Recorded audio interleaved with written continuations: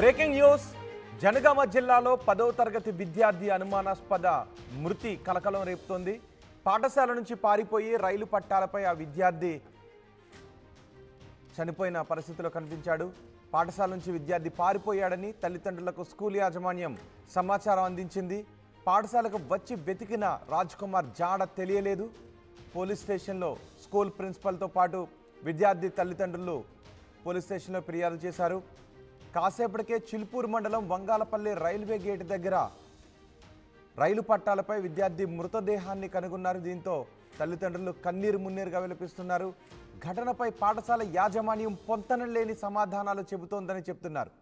ఘటనపై విద్యార్థి తల్లిదండ్రులు పలు అనుమానాలు వ్యక్తం చేస్తున్నారు. స్టేషన్ ఘనపూర్లోని సెయింట్ థామస్ హై స్కూల్లో 10వ తరగతి చదువుతున్నాడు కొడారి రాజ్ కుమార్. ఇటీవల రాజ్ కుమార్పై కొంతమంది విద్యార్థులు దాడి చేసినట్టుగా తెలుస్తోంది.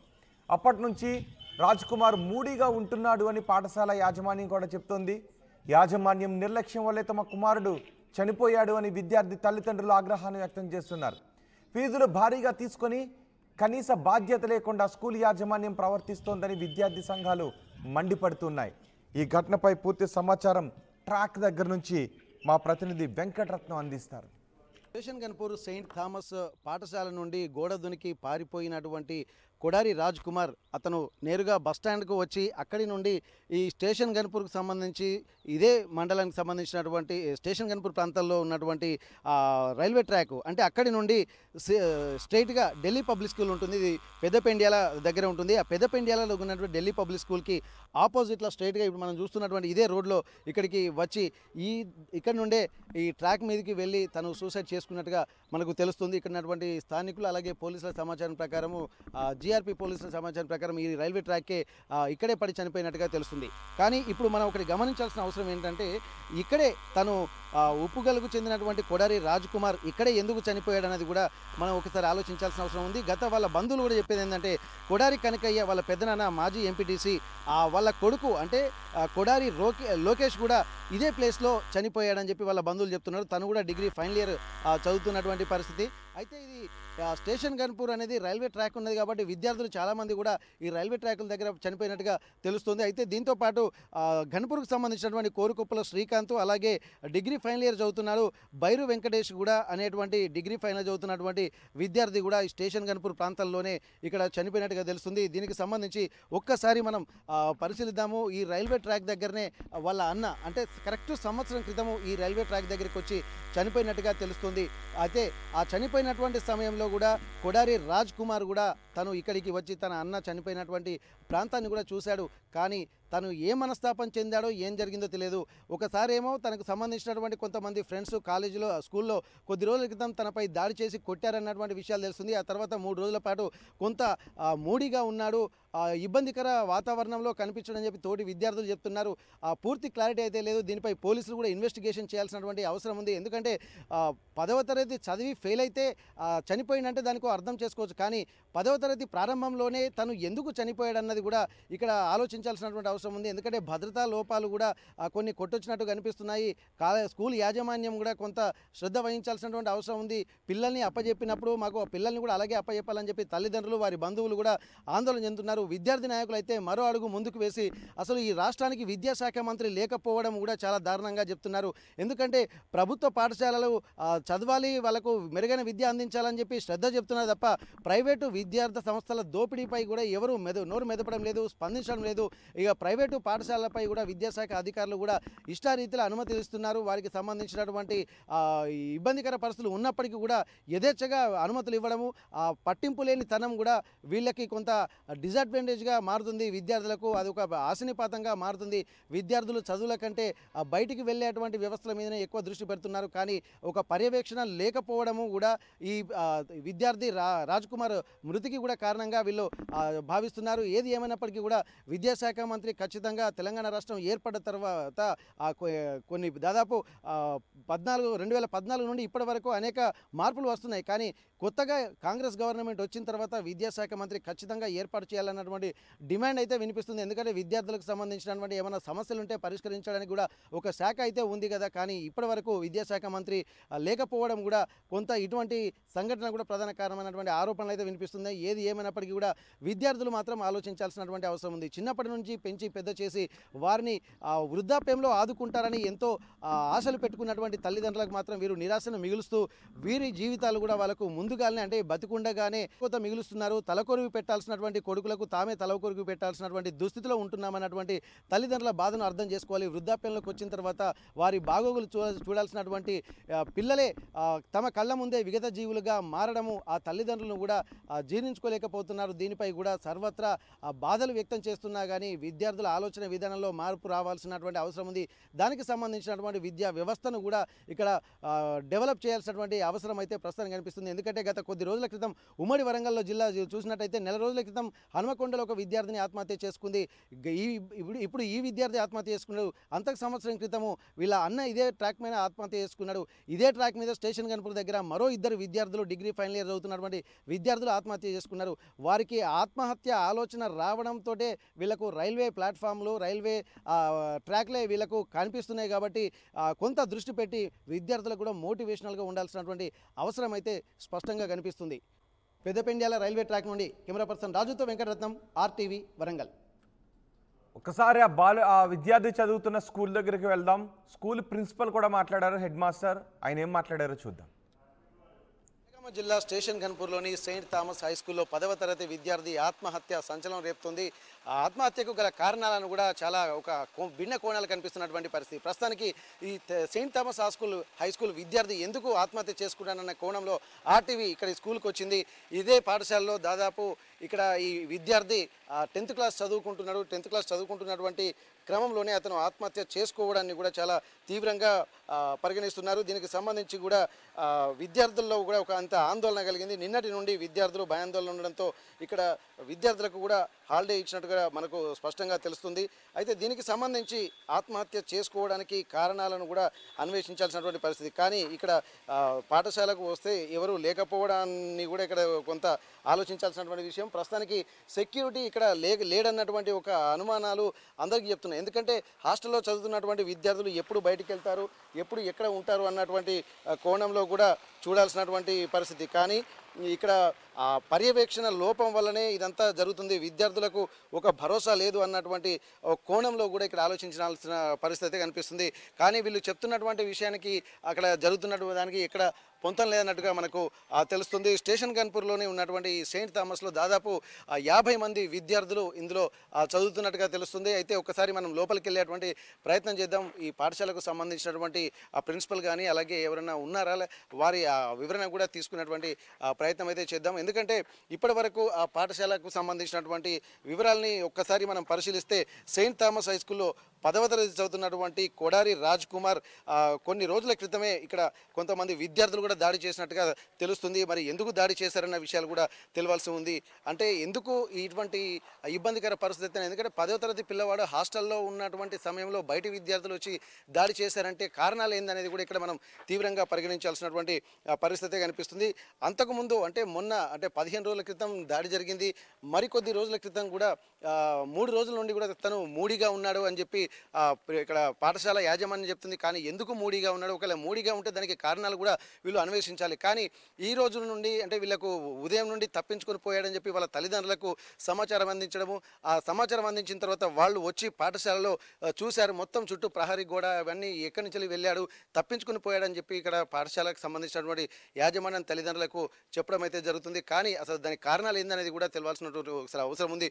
ఒకసారి అందుబాటులో ఉన్నటువంటి పాఠశాల సిబ్బందిని కానీ లేకపోతే పాఠశాల ప్రిన్సిపల్ గారిని ఒక్కసారి మనం అడిగి తెలుసుకున్నటువంటి ప్రయత్నం అయితే చేద్దాం. ఏం జరుగుతుంది అసలు, ఎందుకంటే విద్యార్థుల మానసిక స్థితి రోజు రోజు ఎలా అయిపోతుంది, పిల్లల ఎంతో భవిష్యత్తు ఉన్నటువంటి వాళ్ళు ఆత్మహత్యలు చేసుకోవడానికి కారణం ఏంటన్నటువంటి కోణంలో కూడా మనం ఆలోచించాల్సింది. ఒక్కసారి అందుబాటులో ఎవరైనా ఉన్నారో ఒకసారి మనం వెళ్ళి మాట్లాడేటువంటి ప్రయత్నం చేద్దాం. ప్రస్తుతం మనం స్టేషన్ గన్పూర్లోని సెయింట్ థామస్ హై స్కూల్లో ఉన్నాము. దీనికి సంబంధించి విద్యార్థి మిస్సింగ్ అవ్వడము అలాగే ఆత్మహత్య చేసుకోవడం వెనుక కారణాలు ఏంది, వాళ్ళకు ఉన్నటువంటి ప్రాథమిక సమాచారం ఏంది, ప్రస్తుతానికి స్కూల్ ప్రిన్సిపల్ మనతో ఉన్నారు. ఒక్కసారి వారితో మాట్లాడదాం.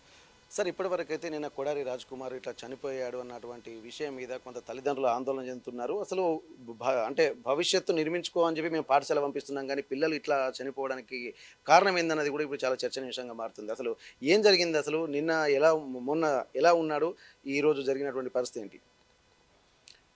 కొడారి రాజ్ కుమార్ ఈ సంవత్సరం జూలై 3వ తారీఖు మా హాస్టల్లో జాయిన్ కావడం జరిగింది. అప్పటి నుండి బాబు హాస్టల్లో మంచిగానే ఉంటున్నాడు. పేరెంట్స్ ఎప్పుడు మాట్లాడాలన్నా అవకాశం ఇస్తున్నాము. పేరెంట్స్ ఎప్పుడు ఇంటికి అవసరమో కొద్ది పంపించమన్నా పంపిస్తున్నాము. ఆ విషయంలో పాఠశాలలో ఎలాంటి ఒత్తిడులు ఏముండవు. గత వారం రోజుల క్రితమే బాబు వారి గృహంలో ఉన్నటువంటి ఒక ఫంక్షన్కు వెళ్ళి కూడా రావడం జరిగింది. తర్వాత రేపు శనివారం కూడా, ఈరోజు శనివారం కూడా నిమజ్జనం కొరకు తండ్రి తీసుకెళ్తానంటే కూడా దానికి అంగీకరించడం జరిగింది. తీసుకెళ్ళమని చెప్పాము, పంపిస్తామని చెప్పాము.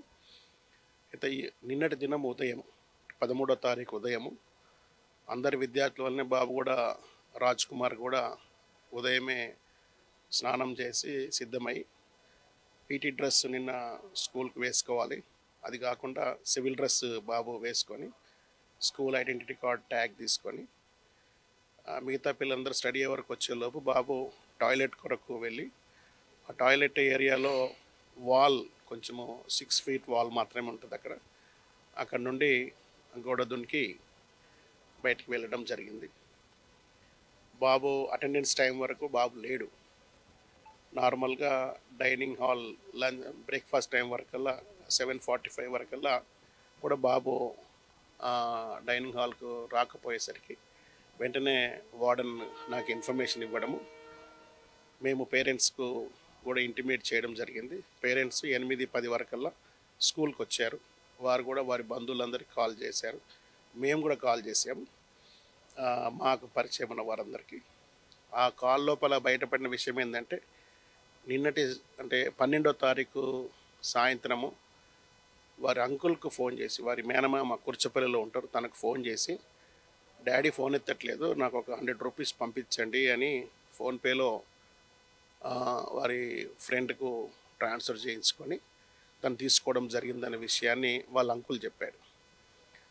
సో ఈ విధంగా బాబు 8 o'clock వరకు కూడా కనబడకపోయేసరికి ఆ ప్రాంతాలు వెతికి తర్వాత మేము రైల్వే స్టేషన్, బస్ స్టాండ్, ఇంకా వివిధ ప్రాంతాలు మేము పేరెంట్స్ ప్రక్క మా పాఠశాల ఉపాధ్యాయ వర్గం మేము గాలించడం జరిగింది. రైల్వే స్టేషన్ కూడా పర్సనల్గా మేము వెళ్ళడం జరిగింది. ఎక్కడ బాబు ట్రేస్ కాకపోయేసరికి వెంటనే పోలీస్ స్టేషన్కి వెళ్ళి పోలీస్ స్టేషన్లో సిఐ గారికి, స్టేషన్ ఆఫీస్ సిఐ గారికి కంప్లైంట్ లాడ్జ్ చేద్దామని వెళ్ళాము. వెళ్ళి సార్తో మాట్లాడి కంప్లైంట్ ఇస్తే సారు వాళ్ళ రైటర్ని పిలిచి కంప్లైంట్ ఏ విధంగా చేయాలో అనే విషయాన్ని చెప్పారు. సో పేరెంట్స్ మేము కలిసి అది లాడ్జ్ చేస్తుండగానే పెద్దపెండియాల గేట్ మీద నుంచి ఐడెంటిటీ కార్డు మీద ఉన్న నంబర్కు పేరెంట్కు మొదట కాల్ వచ్చింది. దాని తర్వాత ప్రిన్సిపల్ నంబర్ కూడా ప్రక్కనే ఉంటుంది, దానికి నాకు కూడా కాల్ రావడం జరిగింది. ఆ విషయాన్ని తెలుసుకున్న పేరెంట్స్, గ్రామస్తులందరూ ఆ ప్రదేశానికి వెళ్ళడం జరిగింది. దాని తర్వాత వెంటనే సిఐ గారు కూడా నా నుంచి బాబు ఇన్ఫర్మేషన్ అంతా తీసుకొని ఇచ్చేసి మేము కూడా స్టాఫ్ అందరినీ ఇనిషియేట్ చేసి పిల్లల్ని గృహాలకు పంపించి స్టాఫ్ కూడా ఆ ప్రదేశానికి, ఆ యాక్సిడెంట్ ప్రదేశానికి వెళ్ళడం జరిగింది. ఇది జరిగినటువంటి విషయం. సార్ ఇప్పటి వరకు మీరు చెప్తున్నది ఓకే, కానీ కొద్ది రోజుల క్రితం కూడా ఈ బాబును ఎవరైతే రాజ్ కుమార్ ఉన్నాడో తనని ఒక 8 మంది విద్యార్థులు లేకుంటే బయట నుండి ఎవరో వచ్చి కొట్టారన్నది ఇక్కడ మనకు ఉన్నటువంటి ఇన్ఫర్మేషన్. అది మీ దృష్టికి ఏమన్నా వచ్చిందా? పాఠశాలలో అలాంటి సంఘటనలు ఏమీ జరగలేదండి. వేరే విషయం 15th ఆగస్ట్ కంటే ముందు ఒక వేరే విషయం, వేరే విద్యార్థులు ఎవరో పాఠశాల విద్యార్థులను బెదిరించడం జరుగుతుంది. నేను పిలిచి మాట్లాడాను. అందులో రాజ్ కుమార్ భాగస్వామ్యం ఏమి లేదు. వారి గురించి వాళ్ళని పిలిచి మాట్లాడి అది సద్దుమణిగిపోయింది. అందులో భాగస్వామ్యం లేదన్నా కానీ బాధితుడు అయితే రాజ్ కుమార్ ఉన్నాడు. అందులో కాదు, అందులో అసలు సంబంధం లేదు రాజ్ కుమార్కి, అసలు కుమార్ సంబంధమే లేదు. రాజ్ కుమార్ అందులో బాధ్యుడు కాదు, అందులో బాధితుడు కూడా కాదు. ఓకే. అయితే 3 రోజుల క్రితం చాలా మూడీగా ఉన్నాడు. వాళ్ళ నాన్న ఫోటో తీసుకొచ్చి ఇక్కడ అతికించాడు. ఎవరిదో కొత్త షర్ట్ తీసుకొని వేసుకొని వెళ్ళాడు అని చెప్పి కొద్దిగా సెంటిమెంటల్‌గా ఫీల్ అవుతున్నాడు అన్నటువంటి విషయాలు కూడా తెలుస్తున్నాయి. అసలు ఇటువంటి మీ విద్యార్థుల్ని అంటే తన సహచర విద్యార్థుల్ని మీరు అడిగినప్పుడు వాళ్ళేమన్నా ఇటువంటి విషయాలేమన్నా వెల్లడించారా సార్?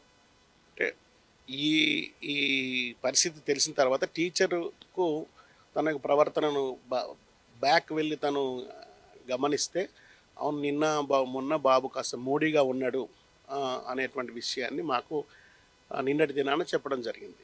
నార్మల్ కూర్చో టీచర్ కూడా బాబు ముందుకు రా కూర్చో అని కూడా వార్డెన్ను సంజాయించి చెప్పడం జరిగిందనే విషయం తెలిసింది.